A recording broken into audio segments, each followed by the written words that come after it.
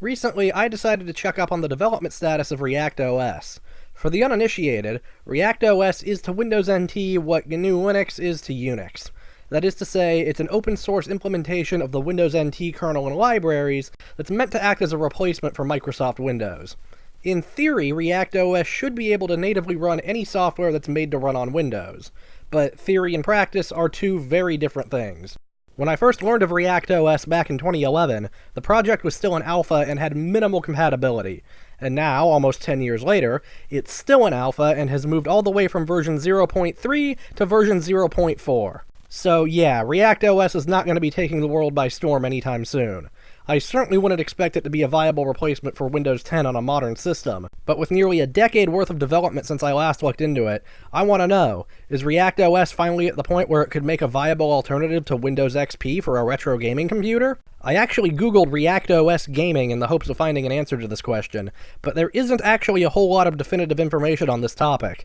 I found plenty of videos demonstrating various old games running under ReactOS, with the newest title I found being Burnout Paradise. But most, if not all of these demonstrations, were done with ReactOS running on a virtual machine. That doesn't really tell me if it's a viable option when real hardware is involved, so I decided to do the only sensible thing and find out for myself. Now, my original plan for this video was to briefly cover the ReactOS setup process, and then the rest of the video would consist of me trying out a bunch of old games and comparing how they ran on ReactOS versus Windows XP. But that didn't exactly work out so well. So to answer the question in the title of this video, is ReactOS a viable gaming platform? No, absolutely not, at least not outside a virtual machine as far as I'm concerned. If you want the long version, keep watching this video and join me on the journey of frustration and pain that is the ReactOS setup process.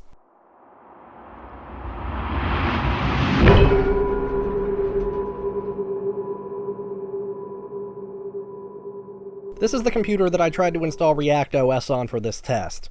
It has an early AMD Athlon 64-bit processor running at 2.4 GHz. That's paired with an ATI Radeon 4670 GPU. I normally run Windows XP on this build, and I mainly use it for games released in the first half of the 2000s. The first thing I did before starting the ReactOS installation was back up a bunch of hardware drivers from Windows XP onto a USB drive. That way I'll have them available to install in ReactOS later.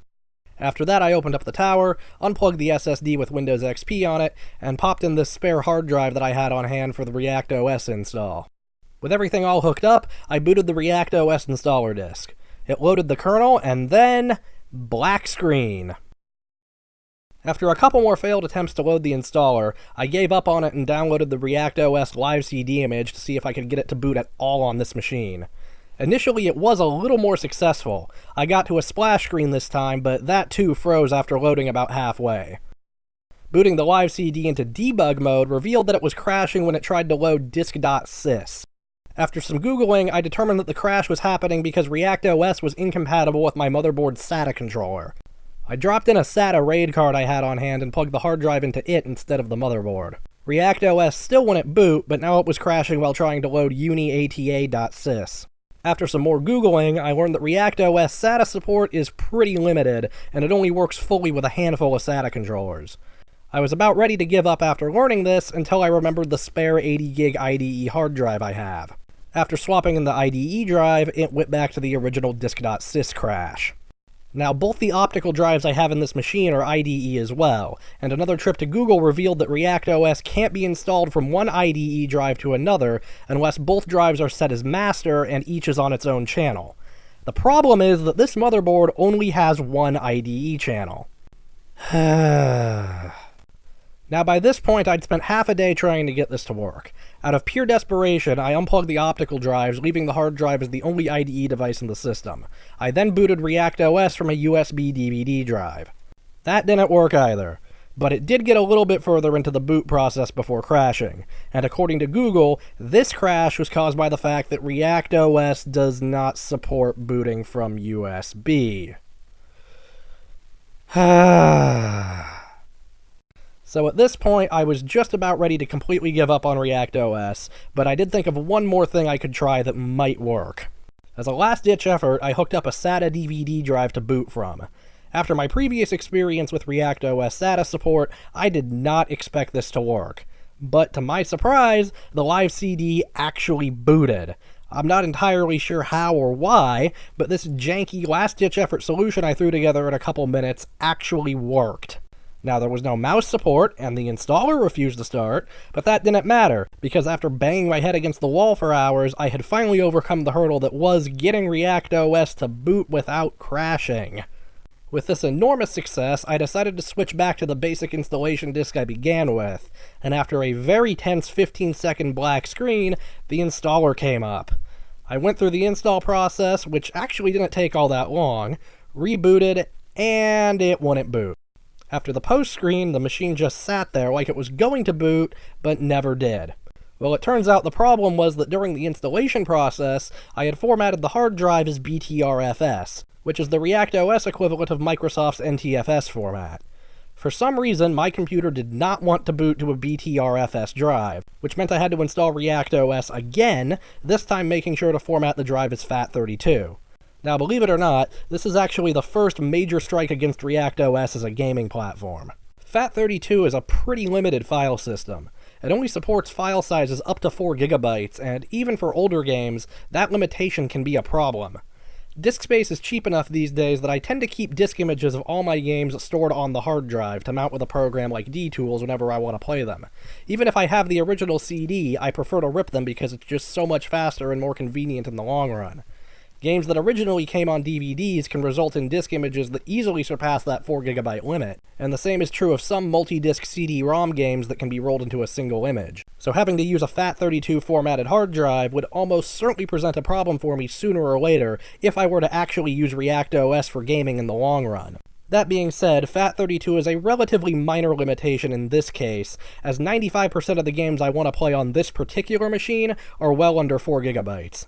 It could be a real problem, though, if I were to try to use ReactOS on a newer setup. But I digress. Now that I've finally had a bootable ReactOS install, I hoped I'd be able to actually try out a game or two. Even if everything didn't work 100% correctly, I'd still be able to go through and do the rest of this video like I'd planned. But then I encountered a whole new problem. The mouse didn't work, same as when I'd booted the live CD. That's even after detecting hardware during setup. Before looking up the mouse issue, though, I decided to poke around the system with a keyboard to see if I could get it working. No matter what I did, I could not get any drivers to install through Device Manager, though in the process, I stumbled across something interesting. While ReactOS was able to correctly identify my processor, it for some reason reported the clock speed as 1 GHz instead of 2.4. I did end up Googling my mouse issues and found out that this is actually a common problem when it comes to ReactOS and AMD processors. The solution, apparently, is to disable ACPI support during setup. That means installing ReactOS for a third time if I wanted this to work correctly. So of course, that's what I did. I ran through the setup one more time, rebooted, and hallelujah, we have mouse support.